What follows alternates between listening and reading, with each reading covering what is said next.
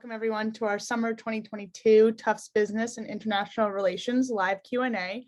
I'm Olivia Letourneau. I'm the marketing associate for Tufts University pre-college programs. And along with Andrew, Tina, and Ken, I will be hosting tonight's webinar. We are thrilled that you're joining us tonight to learn more about our academically challenging and uniquely rewarding new entrepreneurship and innovation and our always popular returning international relations pre-college programs. Not only do we have a lot of great information for you tonight, we are also looking forward to letting you drive the second half of this session by asking questions to Tina, Andrew, and any of us on the webinar tonight. As we talk through each of our programs, please feel free to enter questions in the Q&A or the chat sections of the Zoom, and we'll keep track and make sure we answer all of your questions following the overview. So with that, let's get started and we can meet the rest of the team for tonight's session. Hi, everyone. My name is Ken Cruz. I'm a systems program administrator here at Tufts Pre-College. So I'll be taking a look at a lot of the applications that come in for our various programs. So I'm looking forward to taking a peek at them. And yeah, it's nice to meet you all. Thanks for that. Hi, everybody. I'm Tina Weber. I'm a faculty lecturer at Derby Entrepreneurship Center. I am also a jumbo. I went to Tufts, and I will be running the entrepreneurship program this summer. Hello, and I'm Andrew Alcuesta. I am directing the International Relations program, which I've done for the last 2 years. And I'm also a graduate student at Tufts, actually in the English department. I'm a PhD candidate, and I also work in the political science department. So I wear quite a few hats at Tufts, but I think my favorite one is this program. So I'm excited to be here. And without further ado, tonight's agenda. So we will go through the new entrepreneurship and innovation program, followed by Andrew leading us through the international relations program. And then we'll end with some live Q&A with me and Ken and our individual program directors. So with that, Tina, if you want to get us started on the entrepreneurship and innovation program. Sure. Thank you, Olivia, and thank you, Ken, for this opportunity. And hi again, everybody. I am really, really excited for, this year we're running a 2-week pre-college entrepreneurship and innovation program where we will be taking everybody, all the participants, in building a new venture, finding opportunities, how do you solve problems, creative problem solving, and all the steps, and we'll be teaching them on the different frameworks on how to start a new venture.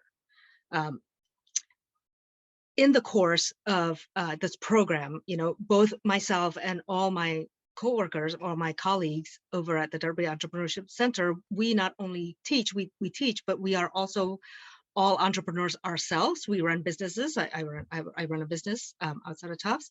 So we are real entrepreneurs, and we bring in real life business leaders, innovators, people from our network, people that your students can learn from. So we're really excited for this 2-week program, and please feel free to ask us any questions. All right. Hi again, everyone. So I'd like to give you a really quick overview of the program. And then, like we said, we're going to kind of move on to questions and hearing about any of your interests and concerns with the program. So the International Relations program is also a 2-week program. The last couple of years, unfortunately, we've had to do it virtually, but this year, fingers crossed and knock on wood, we're all going to be in person at Tufts on the beautiful campus, which I should also mention is home to the Fletcher School of International Law and Diplomacy, which is the oldest international relations school actually in the country. So we have a lot of resources that we can draw on for this international relations program. And we do have quite a few faculty members from the Fletcher School at Tufts joining us for the pre-college program. So the idea behind the program is to give high school students like you both an introduction to international relations and the breadth of it, and also to peek at sort of the depth of study that you can get into. So the program is especially, I think, well suited for students who, either students who already know that they are really interested in pursuing international relations on the college level, or students who are kind of like thinking about it, but aren't really sure what exactly international relations means. So there's a little bit for everyone. And what I mean by that is we will be covering a lot of different topics. from the very basics of international relations theory to some pretty specific topics like cybersecurity and nuclear nonproliferation. And to teach us about those sorts of topics, we have Tufts faculty members, who many of them are also international relations practitioners, especially those from the Fletcher School. And they will be giving lectures that is sort of like the beating heart of the program. So every weekday of the 2 weeks, we'll have a lecture from a Tufts faculty member. And like I said, they sort of come from all over the university. So we have some from the political science department, where I also work, talking about, for example, political theory and international relations. We have some from the Fletcher School talking about climate change or the responsibility to protect, which is kind of a new-ish concept in IR, or negotiation and conflict resolution, for example. So each of those lectures is going to be, again, going both like in depth and giving you a sense of like what are the kind of like broad questions that are asked of those particular topics. So that's one key element of the program, the lectures. The others that I also want to mention are a discussion where after the lecture, you will break out into small groups led by a TA who is either a graduate student or an advanced undergraduate studying politics or international relations at Tufts. And that's where you get to kind of work with and talk with some of your peers in a much smaller environment. So you'll get to ask questions of your TA, you'll get to brainstorm what the implications of the lecture were, how they might affect real people's lives, or there might be a particular activity or small group assignment for the day. Another sort of central element to the program is language classes. You'll discover, if you look into Tufts at all, that non-English languages are a really important part of the curriculum. And that's because Tufts sort of prides itself on being a school with an international mindset, recognizing that not everyone speaks English across this world. And that is especially important in international relations, because if you are going to be working across national borders, you have to be able to communicate. So with that, we offer a number of language options in the program. We actually have, I think, 7 options, including some that are not frequently taught at the high school level. So things like Russian and Chinese. And we also have more advanced, sort of more familiar languages. So you could take intermediate French or intermediate Spanish, or also advanced Spanish is another option. And I can talk more about those if there are questions. And the last thing that I want to highlight about the program is that we also have what we call skills building sessions each day, which is about an hour, and they're usually led by either a TA or a librarian or some other sort of like Tufts resource expert. And basically what those sessions are, you may have seen them on the schedule that's posted online on the IR program website. It's just kind of skills that we think all college students should have. And these are skills that one both develops in college or more maybe newly acquires. So they range from things like research, how to use academic databases, how to appropriately cite sources. We have some just about like writing and developing a thesis. We have some about, usually we have the admissions team come in and talk a little bit about college admissions. And we'd like to welcome them back to the program this year. And then we also just have some kind of like workshops where we, in groups, work on our final assignments for the program, which is an IR top paper of your choosing. So I can feel that I've been talking a little bit too much. If you give an English student enough time, they'll fill it. So I apologize. The last thing I want to mention before I turn it back over and we take some questions is that we also do some application of the things that we learn in the program, which this year, again, fingers crossed, knock on wood, all of the above, will be in person, and we can take some field trips to places in Boston. And I can talk more about that later on. Andrew is very, very thorough. I feel like, oh, I should be more thorough with my. Rest assured that in the Entrepreneurship and Innovation program, definitely you guys will be, we will be teaching a lot of lifelong skills, right? Skills that are really useful also in college, because, things that you learn in the course of developing a business, writing skills, talking to potential customers, doing market research. How do you do that academic research to find, the right numbers in order to make the right decisions in business? Definitely, we will cover all of that as well. So. Awesome. Thank you both so much. I just want to remind everyone, if any questions come up, throw them in the chat and the QA so we can get to them. But I'm going to kick it over to Ken now to talk about our application process for our pre-college programs. Thank you, Olivia. So for our application process, as you can see on the slide, that is our link to start the application. I will also pop it in the chat here as well, but also I will add in the chat the link to the website at universitycollege.tufts.edu, where you're able to browse all of the pre-college programs available to you this summer. But specifically on the application process, I do want to highlight that the hard deadline for all of our pre-college programs is May 1st, 2022, obviously.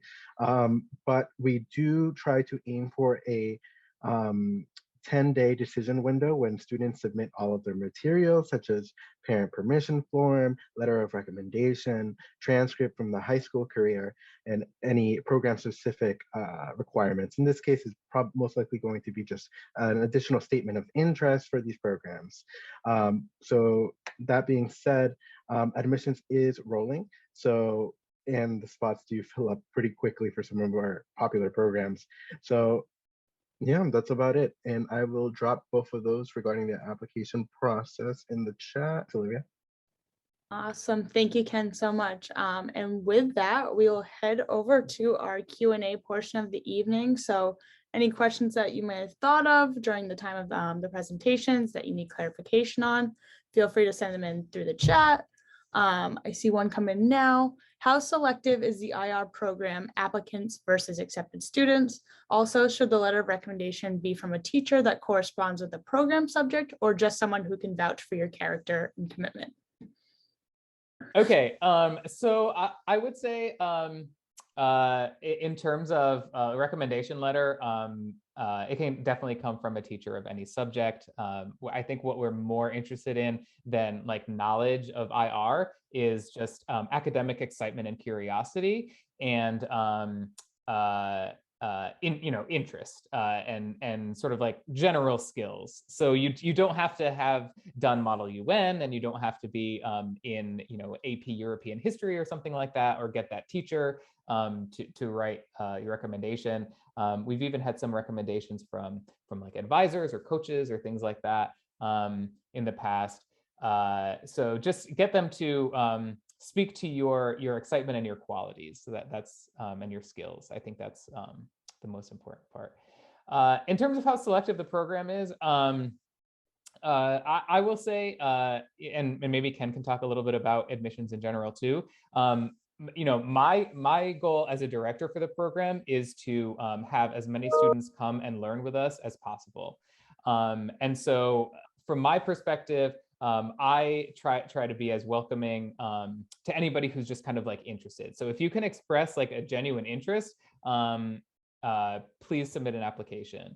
However, we also can't, we get, a lot of applications. I don't actually know the answer in terms of like the number or percentages or whatever. So I would just say, get your application in early and be as enthusiastic and interested as you can. Exactly. Just to reiterate that, thanks, Andrew. It's more so the earlier the better, because admissions is rolling, and once the class fills up, that's when the wait list begins. So we don't have the exact numbers on how selective the program is. It's more like until it fills up, and then begins the wait list. And just to also touch on that about the letter of recommendation, just to reiterate, the majority of our students do choose a teacher of a subject that's relevant, perhaps history, perhaps economics, something like that. But we've had coaches, guidance counselors, students' employers, if they've worked like a part-time job after school, or any sort of like volunteer organization as well, do the letter of recommendation. we move on, I just wanted to add one other thing, which was for the IR program, in terms of another reason to submit your application early is because even if the program as a whole doesn't fill up, you get to submit your preferences for what language classes you take. And there's a possibility that the language class will also fill up. So you can imagine that it's much better to learn in a Chinese class that's capped at 10 or 15 people than it is with like 20 or 30 people. So we do cap those as well. So to make sure that you get your language preference, that's another reason to get your application in as soon as possible. Sort of a logistical question that came in. Do we have to have counselors submit the transcript, or are they able to attach it to their application? Good question. I can speak on that. So generally, we prefer an official administrator at the school or guidance counselor submit an official transcript. However, that person could submit it via email, and we can do that manually. But also, you can submit it through the portal, the application portal, as long as it's been signed by an official school administrator. So it's an official transcript. I hope that answers the question. Yeah, I think so. I think this is a question for Tina and Andrew. Will students be able to work with professors from Tufts? For us, the answer is definitely yes. You will be working with professors from Tufts. Andrew? Yes. So especially in our lectures in the IR program, you will have the chance to basically hear the instructor give a presentation for probably 45 to 50 minutes, and usually it focuses on their particular area of research. And then you'll have the opportunity to ask them questions for the second half of the block. So that's where you'll get the most interaction with Tufts professors. But I can tell you from experience that almost every single one of them will, at the end of their lecture, say here's my email, and if you want to reach out, if you have any follow-up questions, if you want recommendations for reading or anything like that, please get in touch. So yes, you'll definitely be able to interact with the professors. And you'll also get to, in the IR program, our TAs are also quite advanced students. So when you have those kind of smaller discussions, there's definitely going to be a source of knowledge in the room as well. So I just want a plug for our TAs because they really add a lot to our program. Awesome. And do we accept international students? Ken? Yes, we do. Of course we do. Both domestic and international students, we do accept. Awesome. And we do have, in addition to our in-person workshops and programs that we're talking about now, we do have some virtual options that you can check out at precollege.tufts.edu if you're interested in other programs as well. As Ken said, the answer is yes. And also having international students is something that makes an international relations program kind of particularly interesting.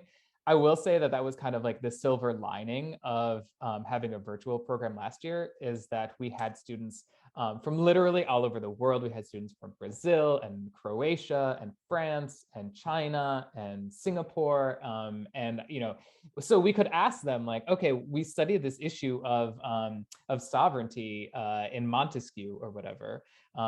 And so how do you think this might play out in a place like Hong Kong? We had students from Hong Kong. And as you probably know from the news, the situation there and the question of sovereignty in China is really contested.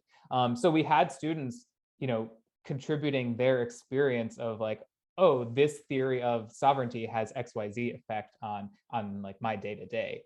So that was really awesome. And I'm hoping, even though we're moving in person this year, that we will have that same sort of vibrant international community. That's great. I think for both of you, could you break down what a typical day would look like for a student attending a pre-college program? Yeah, absolutely. And so you can go on the IR program website, which I can also drop in the chat if people would like. And I'm sure we can do the same for entrepreneurship. there is a schedule there that you can look at. This is going to be tweaked a little bit because we're still in the process of kind of putting the details together for the program. But essentially, the typical day starts off with those language classes, and those are that's a pretty big chunk of time. So they're actually 2.5-hour classes. They do have a break typically, so it's not the same thing. It's definitely not hearing a lecture like in or about a foreign language. It's a lot of interaction and a lot of like group work, breaking off into partners, coming back together to talk about things, doing exercises, and then going over it with the instructor. And I should also add, this kind of goes back to that previous question about working with Tufts professors, that our language classes are also taught by Tufts professors. So that's going to be another place where you can interact with the Tufts faculty. So that's kind of the start to the day. Then we take a break for lunch. And then we move into the faculty lectures that I mentioned before. And that's kind of, again, kind of like right in the center of the day, because that's like really sort of the content meat of the program. That'll be followed by another short break.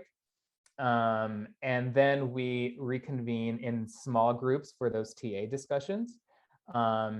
And those last about an hour. As the day wears on, we know that people get a little bit tired, and it is an intensive program. We close the day with an hour-long that skills building session, the topic of which varies day to day. Sometimes research, sometimes writing, sometimes college admissions. Sometimes we have a career and networking panel.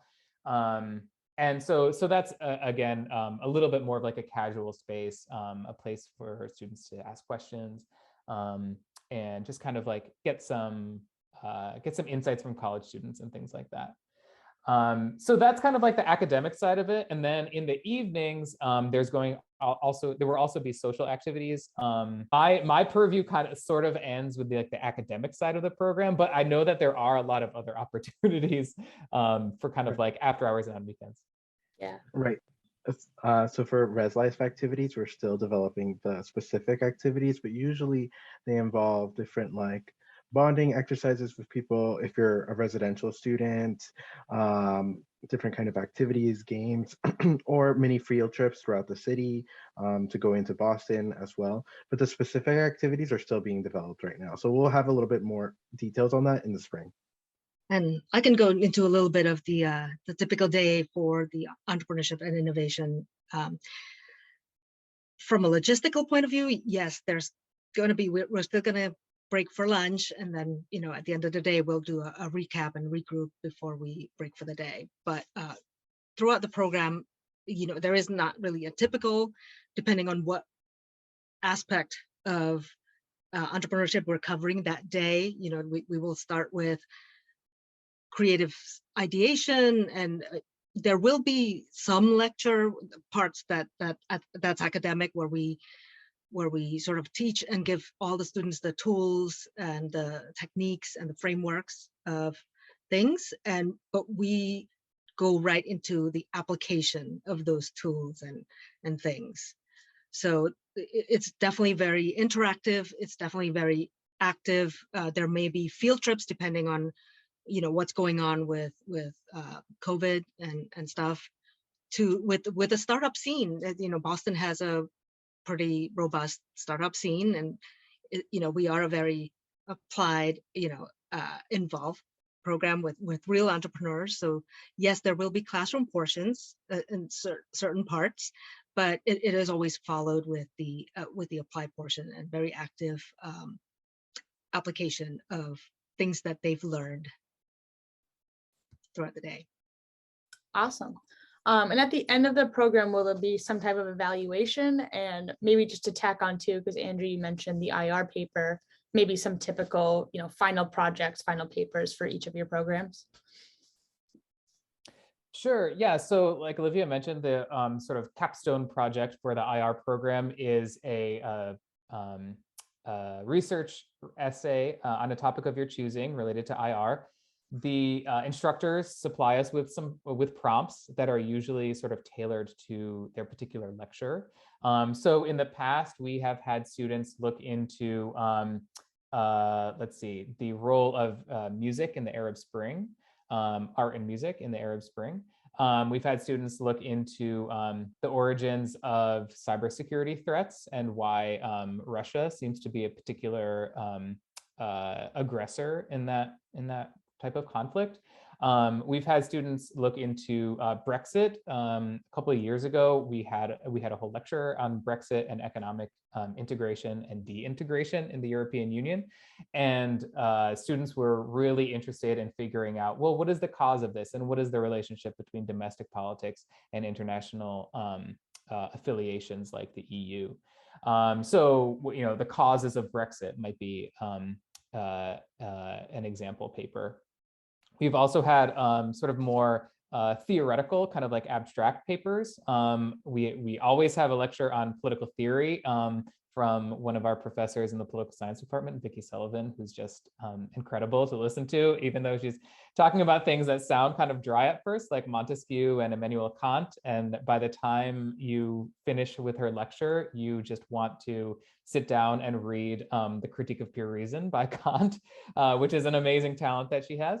But we have students then applying some of those kind of classical international relations theories to contemporary things. So like I said before, how does kind of like Montesquieu's idea of sovereignty connect to what's happening in Hong Kong and China, as an example.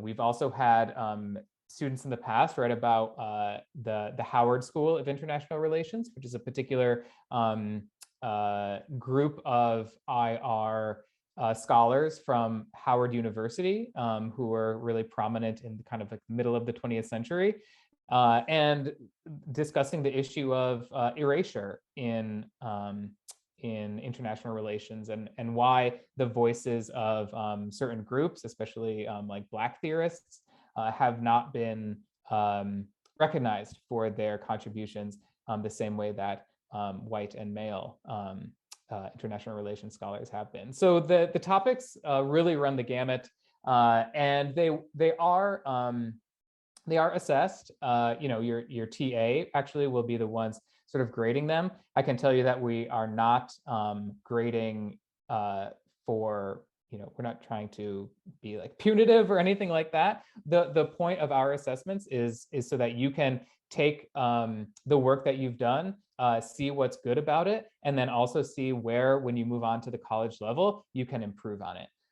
So there is kind of an assessment level, but I wouldn't. I like to encourage students to, in a program like this that isn't graded, and you're not going to receive an A or a B or a C or whatever for the program. At the end of the day, it's pass fail. And I think that actually licenses students to take intellectual risks that they maybe wouldn't in other circumstances. So, try something new, write about a topic that you're not familiar with, take a language that you have had no exposure to before, because this isn't going to be, on your forever transcript or whatever. At the end of the day, the programs are pass fail. So yeah, that's kind of a long-winded answer, and I'll let Tina add. Yeah, thank you, Andrew. Well, the short answer, well, yes. I also want to stress that, we do evaluate throughout the program, because, we really want our students to learn and get better and improve throughout the program. So there will be evaluations like throughout that gives everybody the opportunity to pivot and improve and learn from past mistakes and all of that stuff. So it's definitely nothing to be afraid of, but I think it's a good thing, because then everybody can see the gaps in their knowledge or practice that they can build upon and get better. There was a question about papers being published. Is there any opportunity there? Yeah, so publication isn't kind of like built into our infrastructure of the program, but if that's something that you're interested in, you can definitely talk to me or your TAs, or potentially one of the faculty members about places where you could pursue that as an option. This paper will hopefully be written at, sort of like that college level. It should be at the point where maybe if you go through another round of revision or two, it could be at that publishable level. So if that's something you're interested in, definitely talk to someone in the program, me or probably your TA as a first stop, and we can talk to you about where some opportunities for that might be. And Tina, a question for you on the entrepreneurship program. Since building a venture is kind of the central focus of the program itself, is it an individual based venture or is it group? Is it a little bit of both?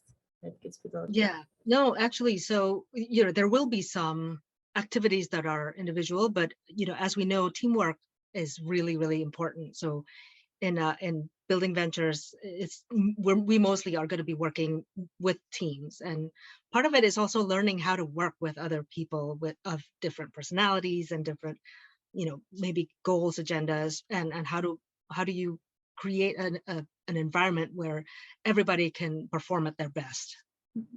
So thank you. That's great.